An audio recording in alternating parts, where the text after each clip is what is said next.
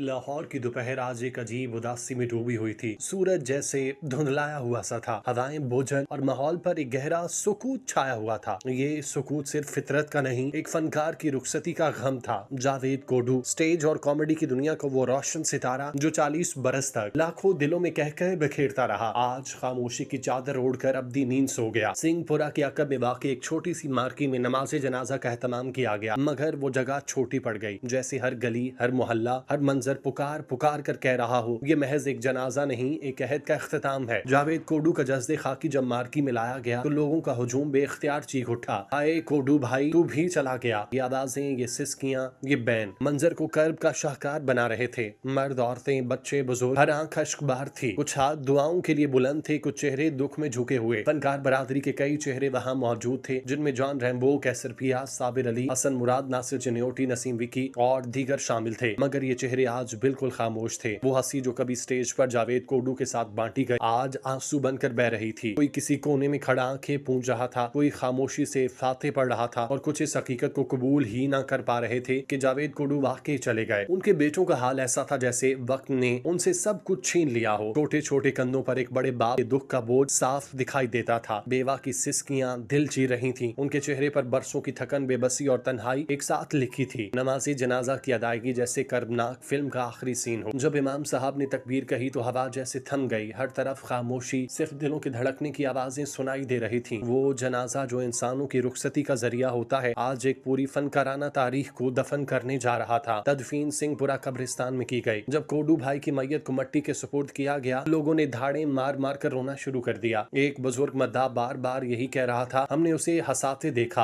आज वो हमें रुला कर चला गया। वो मट्टी जो जावेद कोडू पर डाली जा रही थी, सिर्फ जिस्म को नहीं ढांप रही थी, वो उस कह कहे, उस मुस्कुराहट, उस फन को छुपा रही थी जिसने कई नस्लों को खुशी दी। काश ये जनाजा सिर्फ एक शख्स का होता। ये तो एक सबक था, एक तमाशबीन मुआशरे का, जो फनकार को तालियों में दफन कर देता है और जब वो वाकई दफन होने लगे तो रोना याद आता है। हालात के थपेड़ों ने इस फनकार को इस हाल तक पहुंचाया कि आखिरी वक्त में दवा के लिए भी तरस गए। मदद की उम्मीद में नजरें दरवाजे पर टिकी रहीं, लेकिन दरवाजा बस हवाओं से टकराता रहा। आज वो सब जो उनके साथ स्टेज पर हंसते थे, उनके बगैर खड़े थे। कुछ की आंखों में शर्मिंदगी थी, कुछ के लबों पर खामोश दुआएं। ये जनाजा सिर्फ एक फनकार की मैयत का नहीं, पूरे मुआशरे की जमीर का जनाजा था। ये उस तमाशबीन कौम के एहसास का जनाजा था जो हंसाने वालों को तो देवता मान लेती है, मगर उनकी जिंदगी के अंधेरों को कभी नहीं देखती। जावेद कोडू चले गए, मगर वो सवाल छोड़ गए, क्या हम फनकारों के साथ वाकई इंसाफ करते हैं? क्या हम सिर्फ उनके मरने के बाद उन्हें याद रखेंगे? क्या कभी हम उनकी जिंदगी में भी उनकी इज्जत कर सकेंगे? जावेद कोडू का जनाजा उठा, लेकिन उनकी कमी, उनका फन, उनका दर्द आज भी हमारे बीच जिंदा है और रहेगा। जावेद कोडू की नमाज़े जनाजा में शरीक फनकारों के चेहरे आज स्टेज की रोशनियों से दूर गहरे साए में डूबे थे। उनकी आंखों में चमक नहीं, सिर्फ नमी थी। लबों पर हंसी नहीं, सिर्फ साकत दुआएं। वो फनकार जो कल तक जावेद कोडू के साथ स्टेज पर जिंदगी की रौनकें बांटते थे, आज उनके जनाजे में दुख की तस्वीर बने खड़े थे। जॉन रैम्बो जनाजे में खामोश खड़े थे, बार बार आंखों से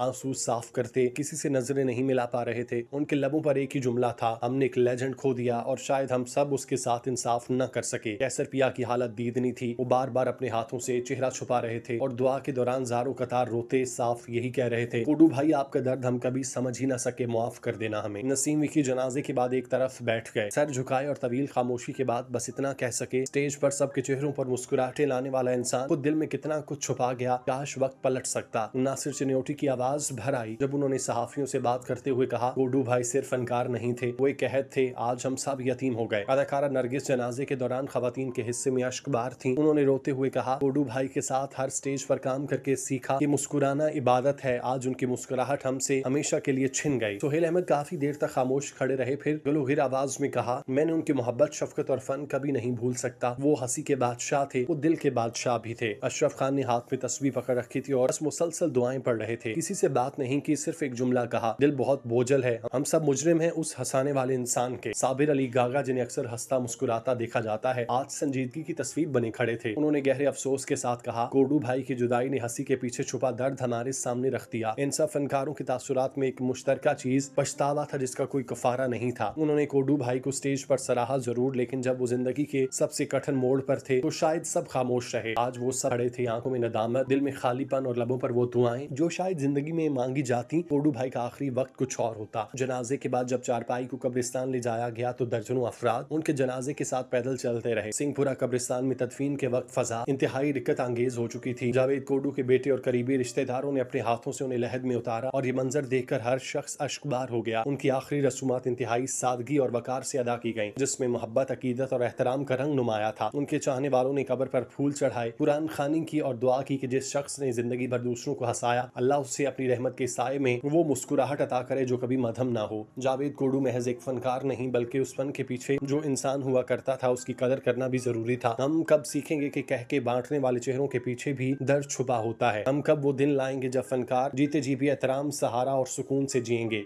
या क्या ये रिवायत हमेशा यूं ही कायम रहेगी? जावेद कोडू का आखिरी वक्त बेहद दर्दनाक तन्हाई और तंगदस्ती में गुजरा। एक ऐसा फनकार जिसने पूरी जिंदगी लोगों के चेहरों पर मुस्कुराहटें बखेरने में गुजारी, खुद जिंदगी के आखिरी अय्याम में बेबसी, गुर्बत और बीमारी का शिकार हो गया। वो लाहौर के इलाके सिंहपुरा में रिहाइश पजीर थे, जहाँ एक सादा सी रिहाइश में खामोशी से जिंदगी के दिन काट रहे थे। वो कई बरसों से शदीद बीमारियों में मुब्तला थे, जिनमें फालिज, दिल की तकलीफ, ब्रेन हेमरेज और पेट की बीमारियां शामिल थीं। मगर सबसे बड़ी तकलीफ ये थी कि उनके पास इलाज के लिए पैसे न थे। उन्होंने हमेशा हलाल रोजी कमाई, कभी किसी के आगे हाथ नहीं फैलाया, जिंदगी भर अपने फन से रिस्क कमाया और इज्जत से गुजारा किया। ना कभी किसी से शिकायत की, ना ही गुर्बत के बावजूद कोई ऐसा काम किया जो उनके वकार के खिलाफ हो। उनके करीबी साथियों के मुताबिक वो ये उम्मीद रखते थे कि मुश्किल वक्त में शायद कोई दोस्त, कोई पुराना साथी उनका साथ दे, मगर ऐसा ना हो सका। वो आखिरी वक्त में मुकम्मल तौर पर तन्हा हो गए। जावेद कोडू का इंतकाल भी ऐसी कसम पुरसी में हुआ कि जब वो जिंदगी की आखिरी सांसें ले रहे थे, तब ना कोई करीबी दोस्त पास था, ना कोई माली सहारा। उनके अहले खाना के मुताबिक वो दबा लेने की सकत भी खो चुके थे। ये अलमिया सिर्फ एक इंसान की मौत का नहीं बल्कि एक माशरती गफलत की दास्तान है कि हम उन लोगों को जीते जी भूल जाते हैं जिन्होंने अपनी तमाम उम्र हमारे लिए सर्फ की। जावेद कोडू के जनाजे में बेशुमार ऐसे फनकार थे जो किसी मजबूरी, मसरूफियत या लाइल्मी के बायस शिरकत न कर सके। उनकी गैर मौजूदगी मद्दाहों के लिए हैरत और दुख का बायस बनी। उन फनकारों में इफ्तिखार ठाकुर, हनी अलबेला, सखावत नाज, विक्की कोडू शामिल थे। उनमें से कुछ फनकार बैरून शहर या मुल्क में मसरूफ थे, कुछ को इतला ताखीर से मिली, जबकि बाज शायद अपनी मसरूफियात में इतने उलझे के वक्त निकाल न सके। जावेद कोडू का इंतकाल फिल्म और ड्रामा इंडस्ट्री में किसी साहने से कम नहीं। उनकी मौत ने स्टेज इंडस्ट्री में खला पैदा कर दिया जो कभी भी पुर ना हो सकेगा। उनका इंतकाल जिस कसम पुरसी में हुआ उसकी मिसाल कहीं नहीं मिलती। हत्ता कि उनके साथ मौजूद लोगों ने भी उनका साथ छोड़कर उन्हें तने तनहा कर दिया और आज वही शख्स जिसका नाम जावेद कोडू था कब्र की इंतहाई गहराइयों में सो चुका। जावेद कोडू के लवाहिकीन, खुसूसन उनकी बीवी और बच्चे, इस वक्त एक गहरे सदमे से गुजर रहे हैं जिनकी कोई मिसाल नहीं मिलती। वो सिर्फ एक शौहर और बाप नहीं बल्कि अपने खानदान का साया, मुहाफिज और हर दुख सुख का साथी थे। उनकी जिंदगी का महवर उनका घर और बच्चे थे। जावेद कोडू ने हमेशा अपने खानदान को हलाल रिज्क से पालने की कोशिश की, चाहे उनके लिए कितनी भी मुश्किल क्यों न करनी पड़े। उनकी जिंदगी का हर लम्हा मेहनत, खुलूस और खुददारी की रोशन मिसाल था। कभी हाथ नहीं फैलाया, कभी शिकवा नहीं किया। जितनी तवानाई थी उसे अपने बच्चों के मुस्तकबिल पर लगा दिया। उनके जाने के बाद वो छत ही छिन गई जो हर आंधी से बचाती थी। आज उनके बच्चे तनहा हो चुके, न सिर्फ जज्बाती तौर पर बल्कि अमली जिंदगी के मैदान में भी बेयारो मददगार नजर आ रहे हैं। जावेद कोडू की बीवी जो तमाम उम्र उनका साथ निभाती रही, आज खामोश आंखों से उस शख्स की जुदाई का गम सह रही है जिसने उन्हें जिंदगी भर इज्जत, प्यार और तहफ्फुज दिया। वो घर जो कभी कहकों से गूंजता था आज साकित और सन्नाटे में डूबा है। जहां जावेद कोडू के इंतकाल से स्टेज और टीवी की दुनिया में एक नाकाबिले तलाफी खला पैदा हुआ,